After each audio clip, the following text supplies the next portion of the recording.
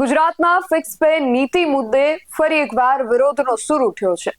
ભારતીય મજદૂર સંઘે સીએમ ભૂપેન્દ્ર પટેલને પત્ર લખીને આ નીતિ અંગે વિચારણા કરવા અને ફિક્સ પેનો સમયગાળો 5 વર્ષથી ઘટાડીને 2 વર્ષ કરવાનું ઉગ્ર માંગણી કરી છે. તો કોંગ્રેસના ધારાસભ્ય જિગ્નેશ મેવાણીએ પણ આ સરકારી કર્મચારીઓને પોતાનો ટેકો જાહેર કર્યો છે. શું છે સમગ્ર વિગત જાણીએ અહેવાલમાં. જય હિન્દ. BSI TV ન્યૂઝ પર આપની સાથે હું છું નિધિ ગઢવી.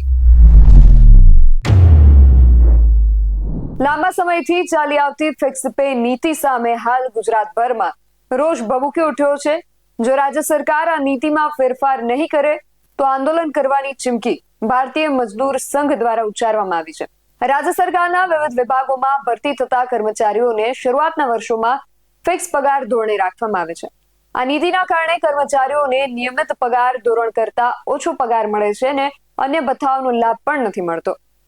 લાંબા સમયથી આ નીતિ સામે કર્મચારીઓમાં રોષ જોવા મળી રહ્યો છે અને અનેક સંગઠનો દ્વારા તેમાં સુધારો કરવાની માંગ કરવામાં આવી રહી છે. તો આ બધાની વચ્ચે જિગ્નેશ મેવાણી પણ આ સરકારી કર્મચારીઓના સમર્થનમાં આવ્યા છે. તેમણે એક વિડીયો દ્વારા પોતાનું સમર્થન જાહેર કર્યું છે. સાંભળીએ તેઓ શું કહી રહ્યા છે. હાલમાં ગુજરાતના જે યુવાનો, જે વિદ્યાર્થીઓ ટ્વિટર પર ટ્રેન્ડ કરી રહ્યા છે, કર્મચારીઓ, કે ગુજરાતમાંથી ફિક્સ પગારની પ્રથા નાબૂદ થવી જોઈએ, એમના સંપૂર્ણ ટેકામાં છું. ફિક્સ પગાર આઉટસોર્સિંગ કોન્ટ્રાક્ટ એ ગુજરાતના યુવાનો, બેરોજગાર યુવાનો અને કર્મચારીઓનું મહાભયંકર શોષણ કરનારી એક ગુલામીની સિસ્ટમ છે. કોંગ્રેસ પાર્ટી તરીકે અમે કમિટમેન્ટ આપીએ છીએ, જે દિવસે સરકારમાં આવીશું 110% આ ફિક્સ પગાર અને આઉટસોર્સિંગ કોન્ટ્રાક્ટની પ્રથાને નાબૂદ કરીશું. આ વિડીયો તમે સેવ કરી રાખજો. પણ આજની તારીખે તમારા સપોર્ટમાં છીએ અને સંપૂર્ણપણે વાતમાં સૂર પુરાવું છું કે ફિક્સ પગાર આઉટસોર્સિંગ કોન્ટ્રાક્ટ નાબૂદ થવી જોઈએ.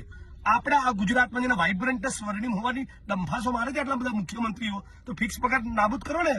આપણને બધાને 7મા 8મા પગાર પંચનો લાભ, એટલે ફિક્સ પગાર આઉટસોર્સિંગ કોન્ટ્રાક્ટ ત્રણેય નાબૂદ થવા જોઈએ. એની કેમ્પેનમાં હું મારો સંપૂર્ણ ટેકો જાહેર કરું છું. જો કે આ પહેલા લગભગ 4 મહિના અગાઉ પણ જિગ્નેશ મેવાણીએ આ મુદ્દો ઉઠાવ્યો હતો અને હાલ જ્યારે સરકારી કર્મચારીઓ ફરી એક્શનમાં આવ્યા છે ત્યારે ફરી એકવાર જિગ્નેશ મેવાણીએ તેમને પોતાનો ટેકો જાહેર કર્યો છે. જિગ્નેશ મેવાણી સિવાય ભારતીય મજદૂર સંઘે પણ સીએમ ભૂપેન્દ્ર પટેલને પત્ર લખીને આ નીતિ અંગે વિચારણા કરવા રજૂઆત કરી છે. સંઘનું માનવું છે કે 5 વર્ષનો સમયગાળો ખૂબ લાંબો હોય છે અને તેનાથી કર્મચારીઓનું આર્થિક શોષણ થાય છે. 2 વર્ષનો સમયગાળો વ્યાજબી અને વ્યવહારિક છે. ફિક્સ પે નીતિ સમાન કામ માટે અસમાન વેતનનો સિદ્ધાંત અપનાવે છે, જે બંધારણીય રીતે અયોગ્ય છે.